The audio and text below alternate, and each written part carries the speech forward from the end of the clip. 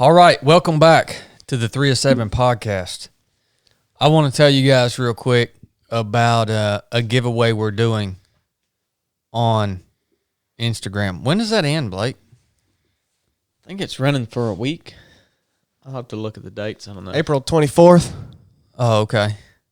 Find it on Instagram. Yeah, well, anyways, hey, we've got a hydration partner here at 3 of 7 Project called HOIST, and they're awesome people with an awesome product that actually works.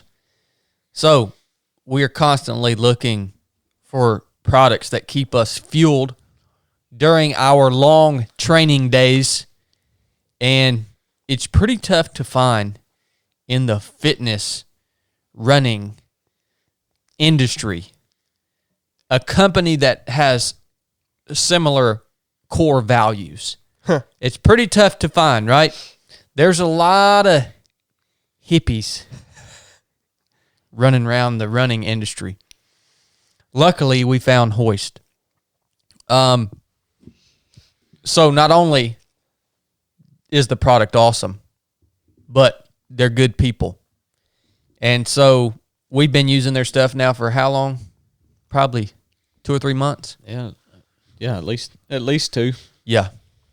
Yep.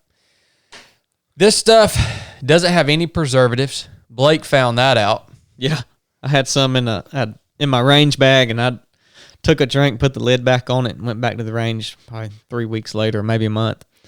And I was showing it to somebody on the range. I took a swig of it, and I turned it upside down and said, it's cool. This stuff isn't even colored. It's just clear. And there was some big mold spores in the bottom of the cup. And I said, well, you ever seen a Gatorade mold? Yeah, it's all natural. So once you open it up, refrigerate it. Go ahead and refrigerate it or drink all of it. I don't know why you wouldn't drink all of it. HOIST has 3 times the electrolytes of traditional sports drinks, half the sugar, no high fructose corn syrup, no preservatives, sweeteners, or dyes, BPA free, made in the USA, 5 delicious flavors. The newest flavor off the charts, man. Was that blueberry? Blue raspberry. Blue raspberry, son. Yeah, that's Sugar good. get you going, man. I give it to the kids. Instead of giving them like juice whenever they want something flavored, I got the powder. And we were riding in the car the other day, and Josie was drinking it. And again, it's clear, so I didn't know what she had. And she said, I love this juice. And I looked at Kat, I said, what's in there? And she said, that's HOIST. The best part too, I like everything you just said, but the electrolytes, man, that's the key. That's what really sets it apart as a performance drink, especially for ultra runners, because people talk about cramping all the time. I mean, if you cramp drinking HOIST, I don't know what the crap's wrong with you. You got something wrong with you. Going back to the house, son. Yeah. So, hey, guys, check them out. DrinkHoist.com. I'll attach a pro code in the show notes of this episode.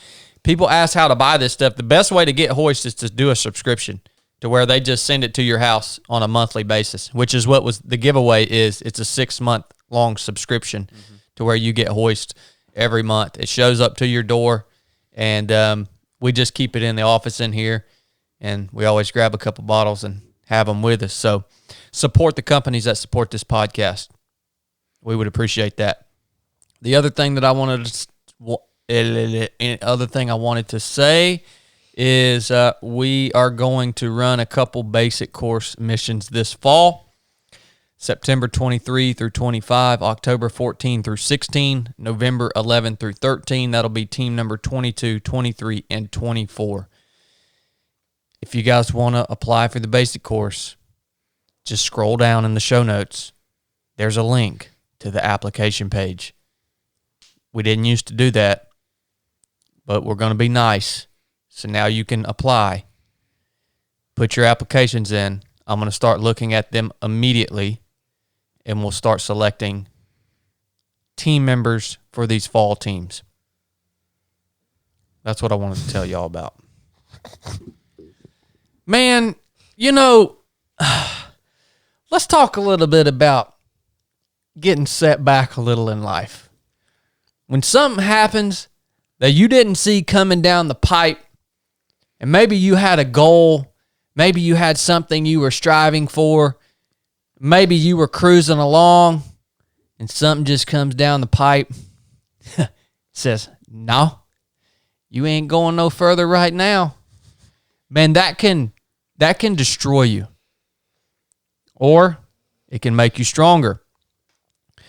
If I look back on some of the setbacks in my life, I think major setbacks, obviously life is composed of hundreds, if not thousands of minor setbacks, but major setbacks for me, I could think right off the bat is when I wanted to go to Buds, made it all the way through boot camp, and I thought, all right, yeah, I finally get to go to SEAL training now. This is what I've invested my entire life into. And they call me up to the doctor's office and they say, oh no, hold on a minute, man. You have a 7-centimeter pericardial cyst on your heart. You can never be a SEAL. We're sending you out to the fleet or back home. And that was a major setback for me. I'd say another one was when Brooke had her first bout with addiction. You know, we're just cruising along, you know, everything, you're able to manage everything, and then you have this massive problem that just disrupts the flow of your life and your ability to do what you thought you were going to be doing for the next few years. So I've had a few setbacks myself. What about you, Chili? You ever had a setback? Yeah, a few. What's a big one? Well, I mean, I might as well just, you know, the most recent setback was being fitter than I've ever been.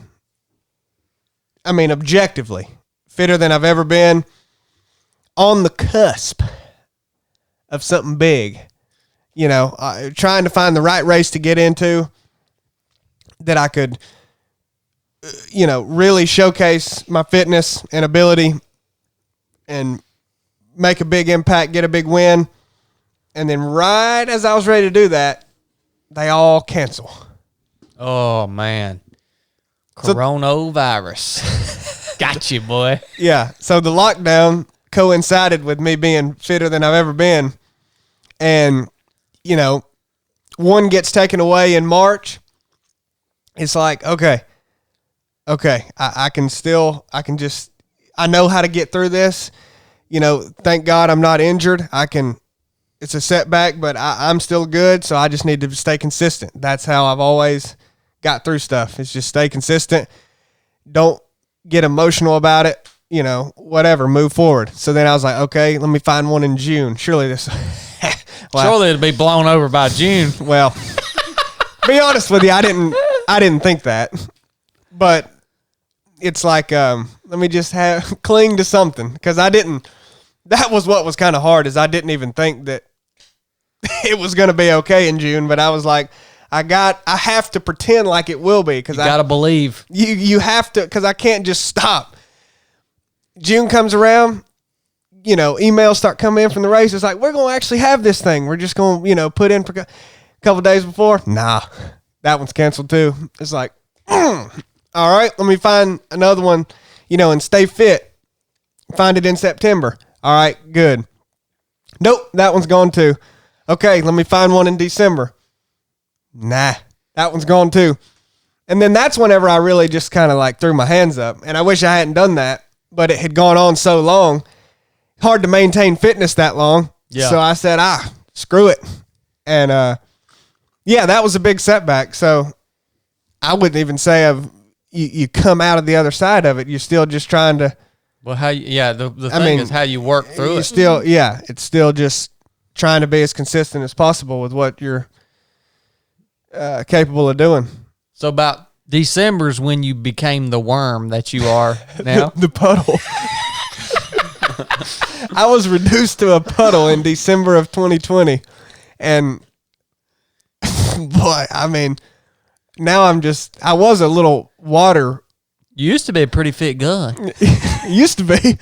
I was a water puddle in December. So if there's any progress, I've got a little structural integrity to me now. I'm a mud puddle now. You could form something up. It just wouldn't be there long. Yeah, but I'm still a puddle. I remember when you beat me at a race. Yep. I wish we had raced a lot then. You would have got beat every time. What about you, Krista? I think the thing that comes to mind is physically being set back. Maybe I don't even know when it happened. A couple years ago, I guess, through just injury, physical injury. I think I'd had a series of little injuries. My knees haven't always been great. I tore my ACL in college, and it's never been the same since. But I've always just kind of worked through it and with it. But a couple years ago, I think I was actually playing pickleball, which is quite fun, actually. That's your first mistake. And I felt my knee, because I have one gear sometimes when I'm playing things like that, and I can't hold back. Kind of like when you're playing basketball. Yeah, exactly. Okay. And so, but I think I just stepped wrong, turned my knee, and I felt something kind of pop, and I just internalized that. I was like, okay, could be nothing, and then I kept playing, and later realized, okay, I did something. I don't know what it is, but that set me back. And then I was trying to be patient and kind of let it heal on its own, figure it out, work through it, and one of those moments where you don't know, am I okay? Is this as good as it's going to get? I'm just going to deal with this for a while. And knowing better, probably ended up playing soccer with my daughter. She was playing in a league, and she asked me to play with her, and I couldn't turn it down. So played a game with her, and then did something else because I think it wasn't quite ready yet. And so I just had a series of things where I just couldn't seem to heal. And then I think also,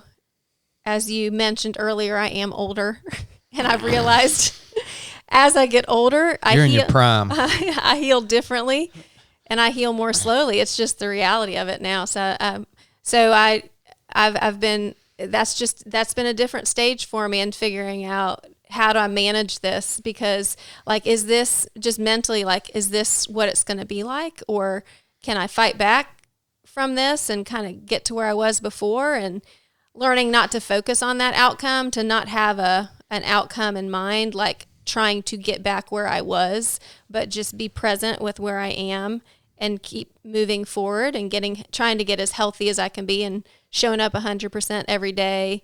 And if that moves me forward or to a place where I was before in strength, speed, endurance, whatever, then that's great. That's what I want to do, but it's not guaranteed. And so just trying to manage that. So I've had I had a turning point at one time where I got, and I had to figure out how to get intentional about that process, because for the first time in my life, I could feel my mentality slipping. And that was new for me, because I've always had a lot of grit, and I could sense something different. Like there was this turning point, like I can go this direction or I can go this direction. And so I had to kind of hit that head on and begin a very intentional process of making that decision and heading in a certain direction to try to recover. Okay. Yeah, I want to hear more about that specifically here in a minute. By the way, Krista, are you fitter now in terms of just strength and endurance than you've ever been in your whole life? I don't know in my whole life, but I'm pretty strong and fit. But no, my running, I used to be actually, I don't really like running, but people would tell me often, you're a runner, because I think I was a decent runner. I played a lot of soccer, and I played basketball and soccer in college. In soccer, you run a lot, and it's and so I think I just naturally had some running and endurance and some abilities that once I stopped playing pickup and then had these injuries, I feel like I'm definitely weaker in that area than I used to be. I know that, like, I'm not a great runner right now, comparatively, and some other things, like I can tell, like, I'm not quite as springy as I used to be. I know I'm pretty good at box jumps and things like that, jumping stuff. But I used to be better at those things. I could bound on the box really easily, and so I just have to be a little more careful now. Well, I was just thinking, I would hate to have to meet and compete against a fitter and stronger version of you. So I just didn't know if that existed somewhere in the past. So Probably. Well, let me just say, if you're referring to age, you're doing it right, because when you say older, it's fine. But when you say I'm old, Old, then you've yeah. just crossed the line. I know. Yeah. Can't label myself as old yet. What about you, Blake? I don't guess you've had any setbacks in life, have you? Yeah. You know, He's had children. as I think, No, children don't count.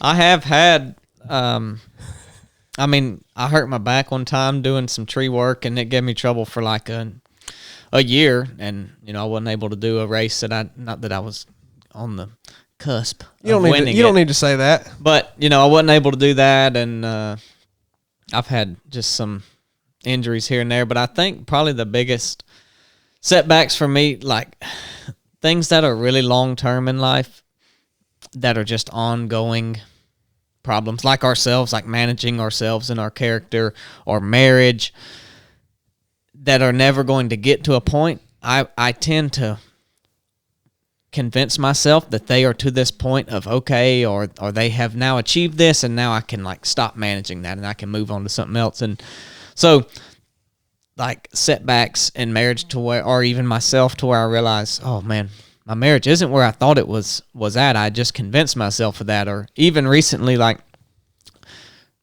just realizing the selfishness and pride and evil that is in me a lot at once is a setback for me, because I that's just what I do. I will convince myself that like, okay, you're here now, and now you can start working on these other things. And so, I mean, even just a few weeks ago, I realized a lot of that stuff about myself, and all at once, and I was like, I just want to go put my head under a rock, and I don't want to talk to anybody. I don't want anybody talking to me, and just leave me alone. Like, I got to, sort through all this stuff. And so those kind of things are setbacks to me. Really physical.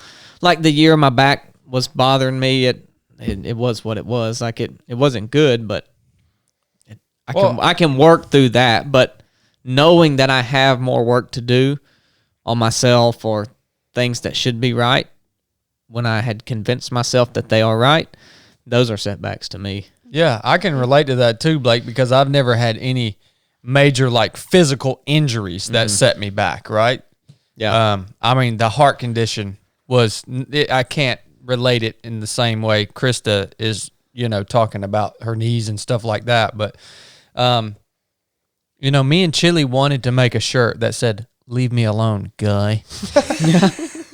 Just, you made me think about that. Yeah. I want 3 shirts. "Leave me alone, guy," "Don't be a turd," and "Defund the government." Not going to happen. Chili! I need the artwork, man. You give me the artwork, I'll make them. Dog, man. All right. So, I think we've all given great examples of setbacks. I mean, some of us better examples than others. Some of us have given better examples than others here today. Particularly us 3, we gave good examples. Blake didn't really give a good example.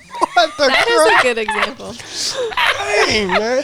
I was just talking to somebody the other day about a particular struggle, like a thorn in their flesh that they deal with. And they were saying that they get to a place where they feel like, man, God's really grown me. And I think I've kind of gotten to this place where I've got this, like I'm better. Like this thing isn't like owning me anymore, and then something will happen, and bam, it's right back. Like In there. it's like kicked back to, man, I'm back. I feel like I'm back at square one. I thought I was better. I thought I had this dealt with, and so that, I mean, that's a hard setback. Is that kind of what you're describing, Blake?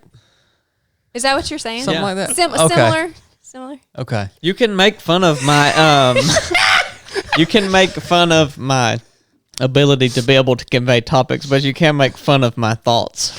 When I just Krista- can't convey them good. When Krista said that, I was talking to Thank you, somebody Krista. about a thorn in their side. I thought she was going to say that's what Chad is for Blake. So Blake's setback is Chad bringing him down. He's a thorn in my teeth. You remember when y'all was milking that cow? Yeah. You know what, though? A lot of people actually like to listen to Blake on the podcast. You say that like that's a lot surprise. A lot of I know listeners that. like Blake. He's everybody's favorite. Yeah. Proud of you, little brother. Shut up. All right.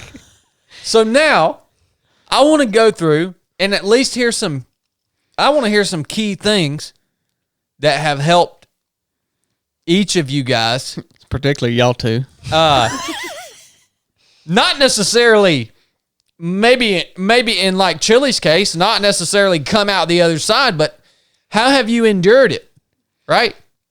So I'll use my major setback as the heart condition and having everything that I wanted to do stripped away from me and being just basically told absolutely no, negative. You can't go any further. I came out the other side of that one, right? So it's easy for me to assess, well, what are some things that I did?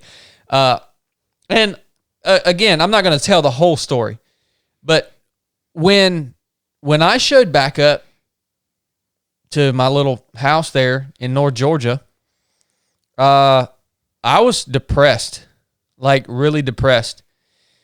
And believe it or not, there was a lot of shame for me in that. Even though it wasn't my fault, I thought I knew everyone else's perspective, minus my family. I think my family really knew what was going on, but everyone else was like, well, of course Jad's back. We never expected him to make it through anyways. You know what I mean? It's a freaking joke that this guy thinks that he's going to become a part of the most elite fighting force on earth. He's a dumb redneck. So I can also tell you in many of the other setbacks that I've experienced in life, there's always an aspect of shame involved in it. One of the main things that has helped me work through setbacks is relinquishing the shame. In other words, just putting it out there. Hey, to other people, to people around you, to people you're interacting with, when it's appropriate, just straight up. Hey, guys, I know y'all got to be around me today. This is what I'm freaking dealing with. I'm dealing with a big setback here, right? And whether that's your team at work, whether that's your family members, whether that's your friends, whatever it is, just relinquishing all shame that revolves around whatever it is that setback is.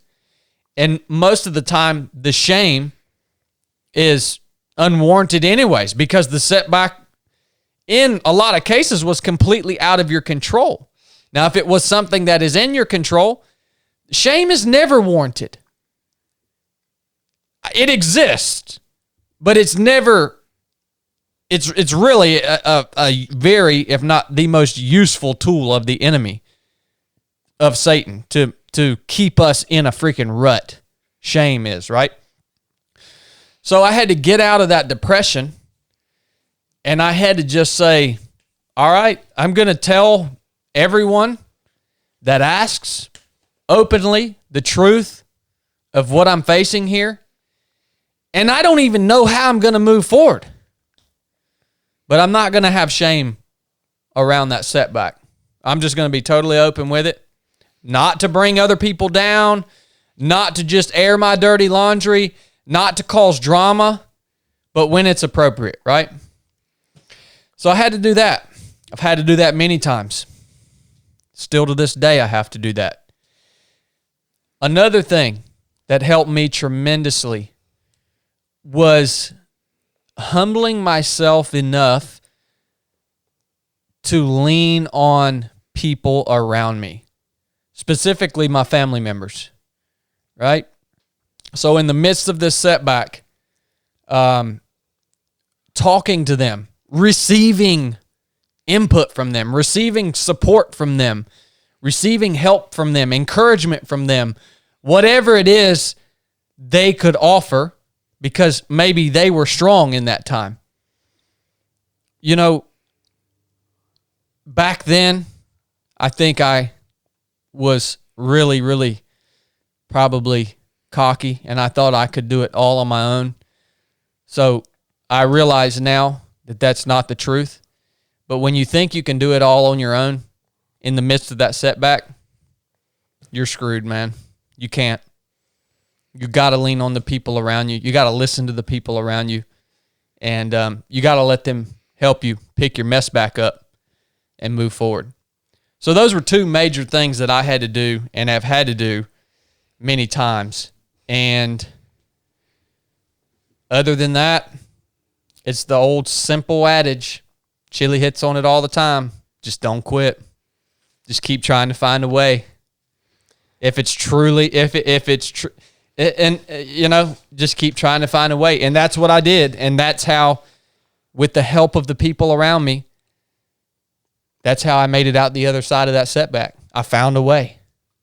Yeah, that's all I was going to say. And I did the work. Is, the details, you could be long-winded about it, but the details pertain to the individual situation, So the only universal piece of advice that I can even think of is keep showing up. I mean, if that's your goal and you're striving towards it and you've made progress and then a setback happens and you're back where you were 3 months ago, literally all you can do is work to where you were, get back to where you were, and then get a little better. And then you're probably going to have another setback. But then if you work back to where you were and get a little better from there, you keep stepping up the ladder. It's not linear. Progress towards anything is not linear. You go up, then you go down, then you go up, then you go down. And sometimes you go down further than the last peak was. It has to be that way. But ultimately, as far as in my short life, as far as I can ever tell, I'm not currently as good as I've ever been at an array of things, but I'm way higher than I was. I'm on it's still the trajectory. Yeah. That's just the way it is. And the only way it goes down, plummets off the cliff is if you stop. Yep. That's it. Yep. Well, I want to ask you specifically, Chili, because I at least believe, and I could be totally wrong, that when those races were canceled and essentially those were your dreams, right? And so similar to me, those were pretty much just stripped away from you, told no, right? You got in a pretty dark place mentally, didn't you? I mean, yeah, I pretty well stay in one. No, man. He's trying to liken you to him. Chili. No, man. You know how he does this all the time. I mean, really, man, because, and I just say this because I remember, and don't be offended by this, but I remember Tracy reaching out to me and saying, hey, man, will you just give Chili a call? And I called you one day.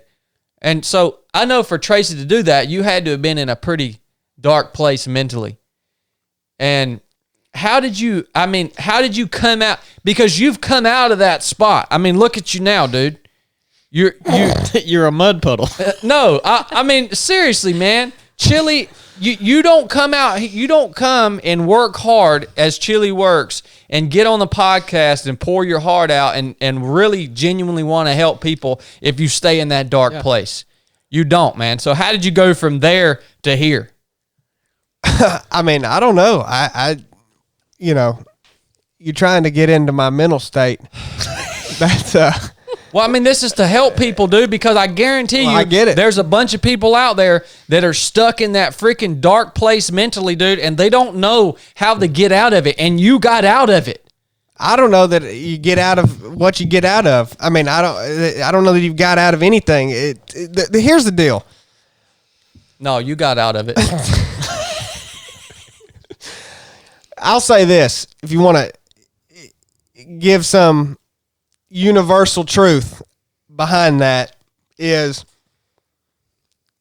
the most negative emotion that I felt in my situation. Now, I don't know how applicable this is if you got an injury or something, but races were taken away. So it's like, man, what the crap? The world's against me. I've got it so rough. Blah, blah, blah, blah.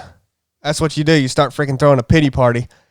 And, it's like, well, it wasn't even my fault.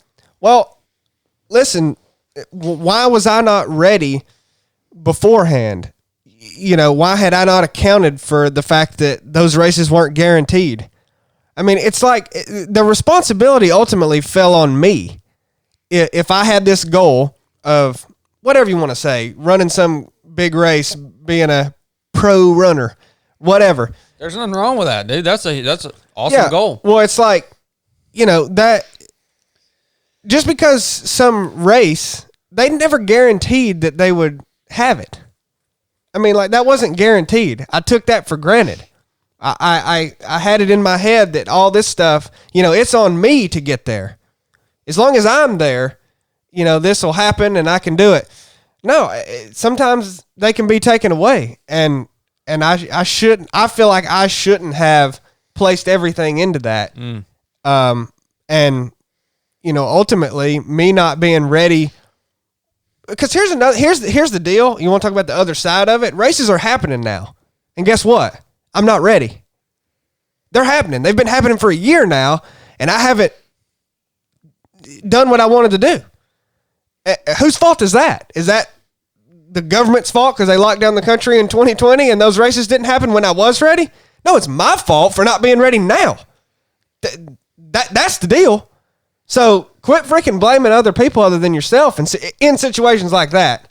Now, I know there's specific things and specific setbacks that may not necessarily work with what I'm saying here, depending on what it is. Well, I think one thing that you did say was really valuable, and it's the point that you shouldn't have put your entire identity into that one specific thing, right? Well, yeah. And so that's something I have seen you do in a tremendous way. Although it's hard to get you to do any work if it's outside of the context of running, you do it. And you contribute greatly to the podcast. You contribute greatly to 307 Project. You're always considering ideas and ways forward, and you have expanded your identity into places outside of running.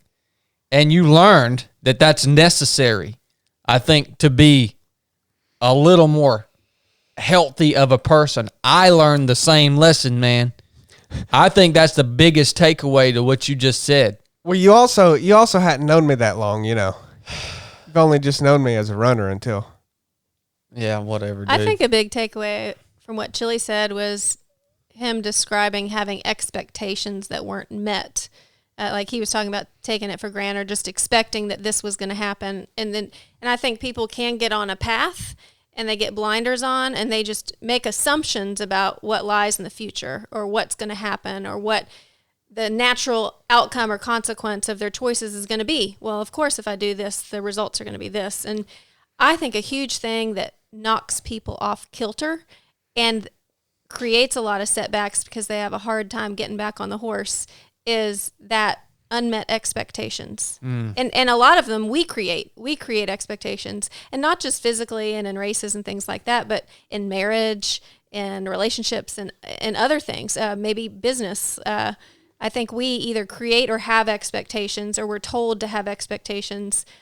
And when those don't get met, it can rock people's worlds. Yes. And I think that's a common thread in a lot of setback and disappointment. Yep. I think about that a lot because I feel like I know what I want my story to be. Mm-hmm. And it frustrates me when I'm like, no, this might actually be what my story ends up being.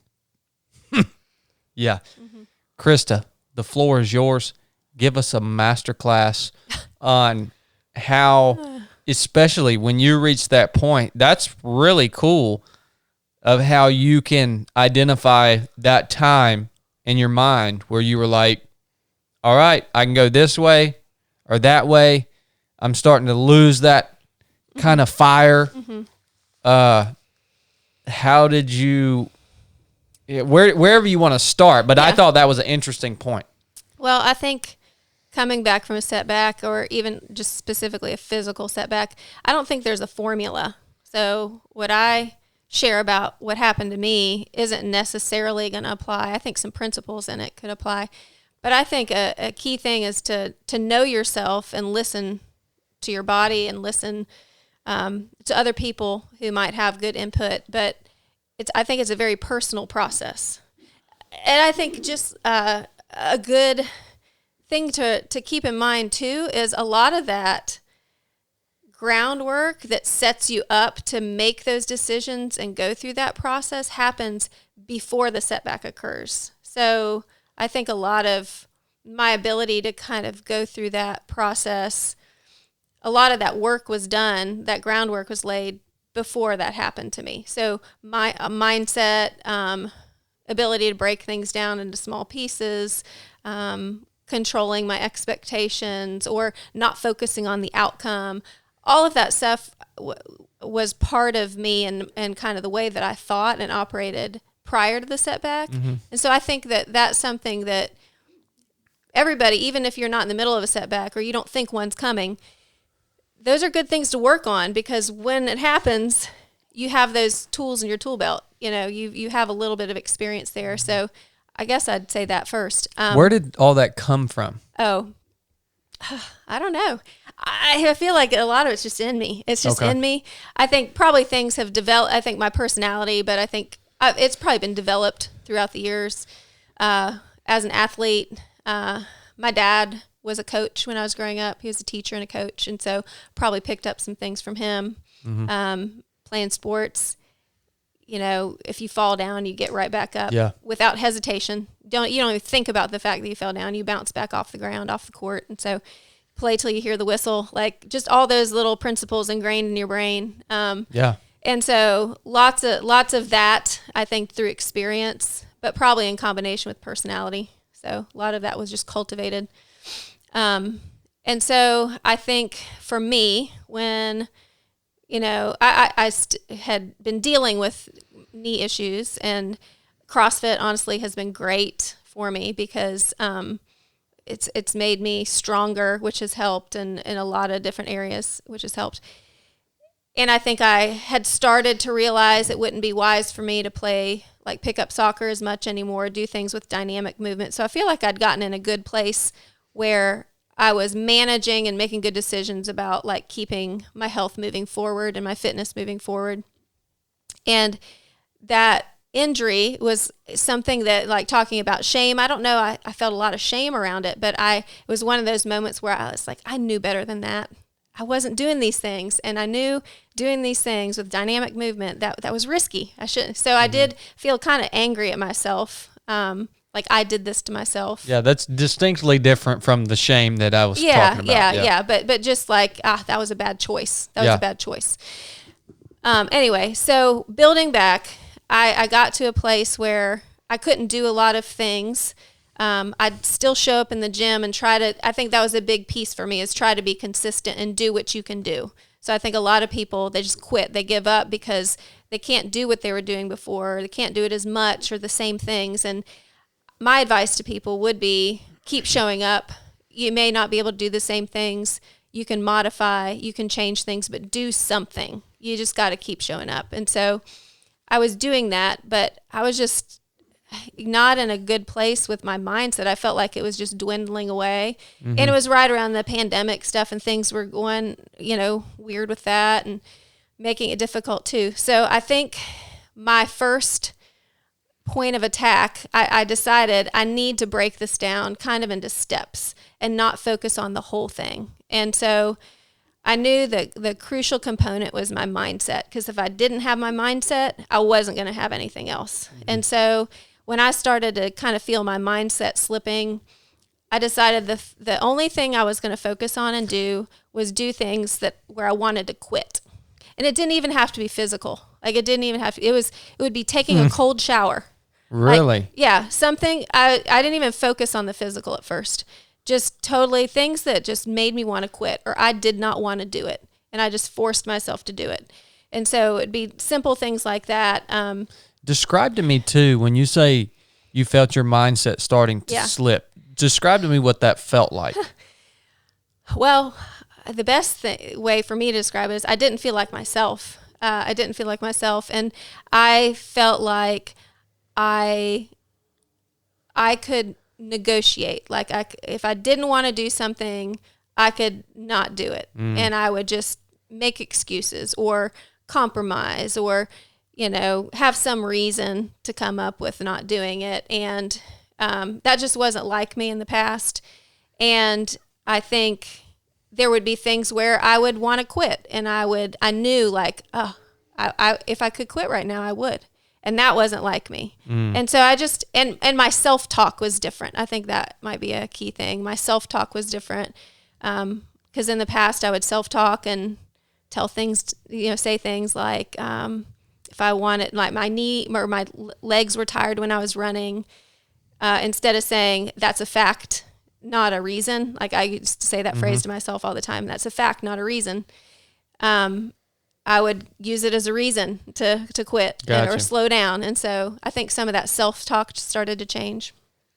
So mindset was the first thing I kind of attacked. And I think you have to also choose to move toward something, because if you don't choose to move toward it, it's just not going to happen. So I chose to move toward it, chose to move toward the mindset and rebuild that, because to me that was the foundational thing. So mindset is just foundational. So doing things that I just knew I was going to want to quit at. Even if physically my body wasn't in a place, like maybe I couldn't run or do certain movements or have range of motion, there was always something I could do. And so after mindset, I focused on breathing. And so just doing things where I really just focused on having good breaths in, good breaths out, because that wasn't hindered, that wasn't injured. So I could do things where I really focused on having good breathing, finding good breathing rhythms, building some of that cardio back through that, even if it wasn't through running, just anything. So I focused on breathing. Now, when you started doing those things that you knew you were going to want to quit, but you started intentionally doing those things, what did that do? Okay, because I'm interested was the reward of accomplishing that thing and knowing that you did it and you didn't quit, was that reward the most valuable part, or was it simply the fact that you were putting yourself in these situations that were uncomfortable, either physically or mentally, right? And was that building that grit muscle up, or was it the reward that helped your mindset, or was it both? Probably a little bit of both, but I think mostly knowing I was building that grit back up. Kind of like you finish a good workout and you can tell, like, I just used my muscles and that feels good. Yeah. Like it felt good. It was like using a muscle. It felt good to feel like I just built some muscle. Gotcha. Like I'm stronger. I'm stronger than I was 5 minutes ago. I'm stronger than I was yesterday. And I just wanted to be mentally stronger a little bit each day. I felt that yesterday. Yeah, I felt that yesterday when I chose to wash the dishes. Yeah, really. Yeah, and sometimes it's those little things, little victories. It wasn't the reward of knowing the dishes were done. It was the reward of knowing, okay, I made the right choice. Yeah, and I'm better for it. Exactly. Yeah. Okay. I'm moving. I'm clearly moving in this direction. Like it's directional. So. Yeah. Okay, and then you work your breathing. Just focused on breathing and just breathing well. And then probably consistency, not just showing up, but consistency in a workout. So I was still coming into CrossFit and doing things I was modifying and stuff, but I didn't focus on doing things as prescribed. I would modify movements, whatever. But if, for instance, there was a workout where you had 5 rounds of the workout, my focus was on consistency throughout the round. So I didn't care how fast I went. I didn't care if I was lifting, the RX weights. I just wanted to find that pacing again, where I was breathing well and I had consistent pacing. And I hit the 5th round, I'm like, I could keep that pace for a 6th round. And so I worked on consistency, because I think that's probably a strength of mine, and what also makes me feel like me. Like that's, I think, unique to me. Like I can pace pretty well. And so I tried to kind of recover that. And then as that happened, then I worked on speed. Okay, I have that consistency back. I'm going to try to get a little faster round to round now. So then I worked on some speed. And then gradually through that, I was adding back movements where I was getting better range of motion, able to not have to modify as much. And so just progressively added one little piece at a time. And I would just focus on that one thing. And it could be for a month or two, just focusing on that thing. And the very last thing I added was strength. So adding load and increasing that and focusing on getting stronger. And then eventually I was back to doing like prescribed workouts, like movements, weights, all that kind of stuff. Yeah. And so, but it was a long, intentional, slow process. And I had to really focus also not on getting attached to an outcome. I think especially as somebody who is older, it's easy to think like, oh, I'm never going to be who I was. And you can get really locked in on that. I think especially for a lot of former athletes, you can get locked in. You get to a place in your life where you realize I'm not going to be who I used to be. I'm not going to compete in the same way, perform in the same way. And that can really rock a lot of people. And so I think I had to also realize I just need to be the maximize my potential just every day, whatever that looks like. I may not get to pre-injury, Krista, but I'm going to get to whatever my limit is, whatever my ceiling is, and whatever happens, happens. And I'm going to be fit, and I'm going to be content with the work I've put in. Yeah. So I want to ask you too, real quick, before we move on to Blake. How have you managed the pain, the actual physical pain? Because like your knee, like I can tell your knees are like you have scars to prove the knee injuries. I call them my potato knees. and it's like, I know when we're out on the basic course and you're lugging around a 60-pound pack for 3 days, like I know your knees are hurting you. Yeah. How do you manage that? Because you don't mention it. Yeah. I think one big question for myself is always like, is it just pain? Because if it's just pain, I got that. Like I can deal with that. Like I can feel pain. But pain needs to be listened to sometimes because pain tells you that you need to do something differently. And so a lot of it's just trying to listen to my body and discern, is this just something you have to feel and endure, or is this something that you need to listen to? Yep. And so I think I've learned that I can kind of push myself and do things, but increasingly I just need to rest my knees more in between things where I'm going to exert them and do that kind of movement. So like we had a week or two where just training wise with our team, we did the basic course, we played basketball, I think we went on a long run maybe right before the basic course. Yeah. And so there was some stuff where I was feeling them, and I had to speak up and I had to say, cause we were going to run that next PT, do a long run. And I had to speak up and say, hey, I'm willing to do it, but I just want you to know my knees are hurting. Can we sub something or think about something different? And we ended up biking. It was perfect. Yep. And so some of it is knowing my body, discerning what needs to be pushed through.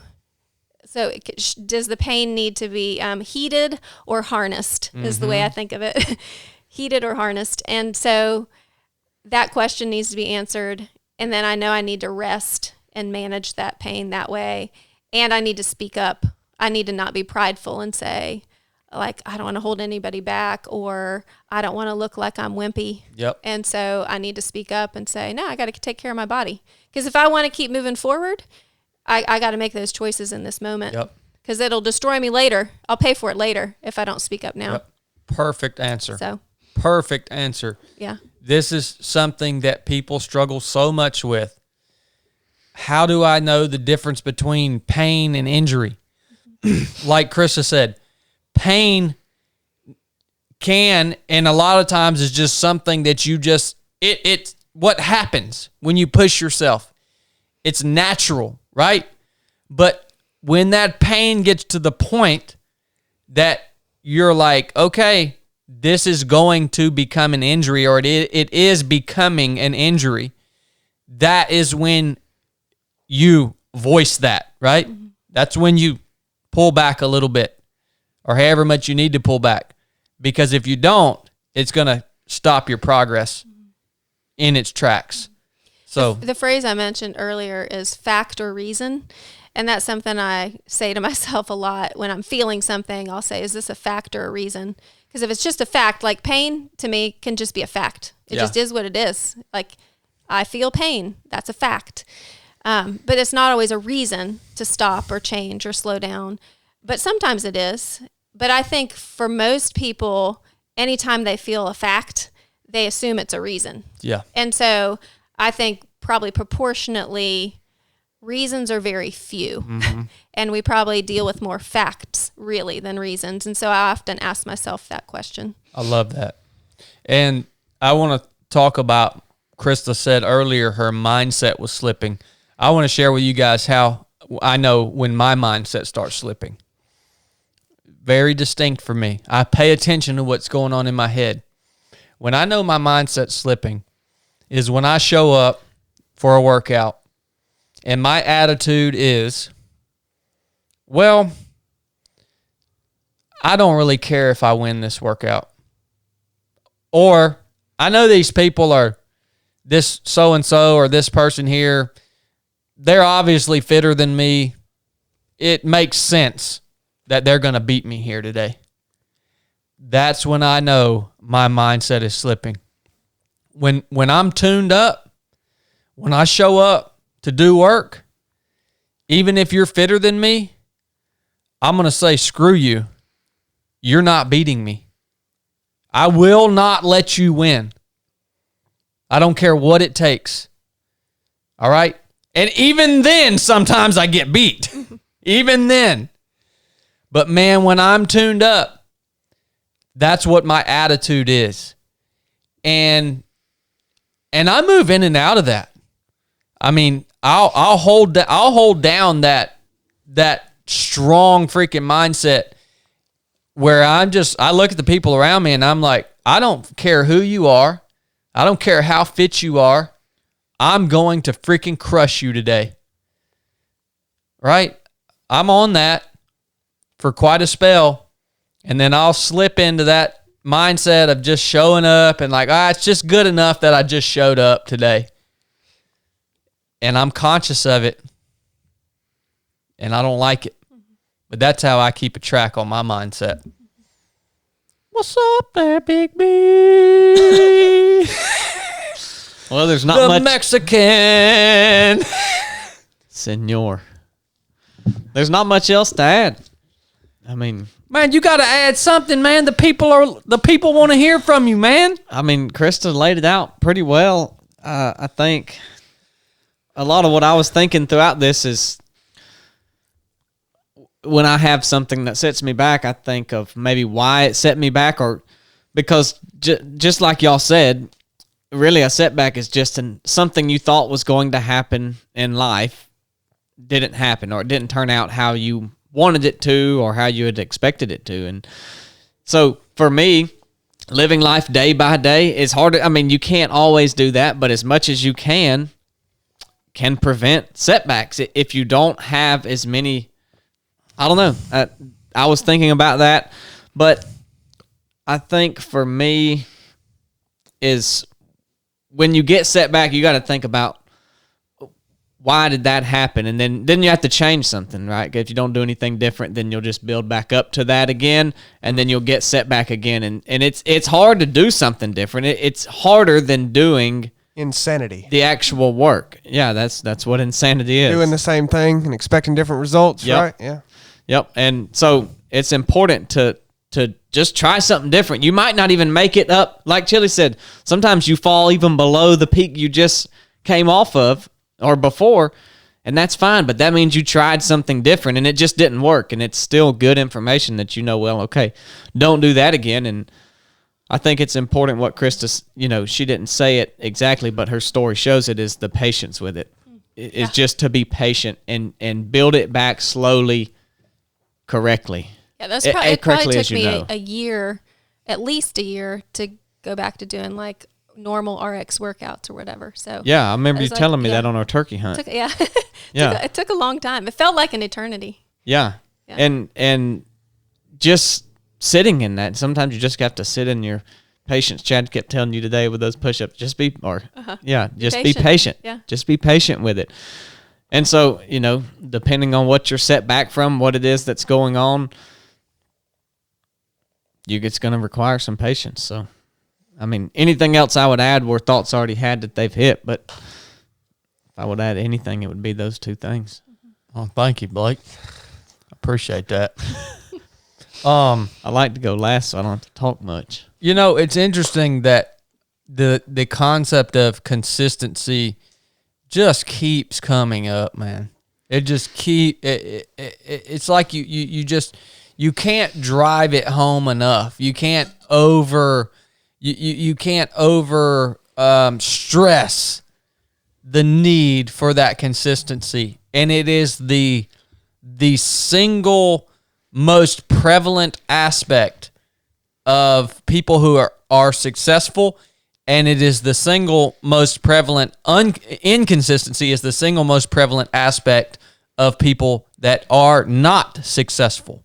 We talk a lot. We get to train a lot of high level business owners and entrepreneurs out at the basic course, and really, I think the conclusion we've all drawn in assessing these people and their actual ability to lead, to communicate, to form a team, to form culture, to form all these important things, right?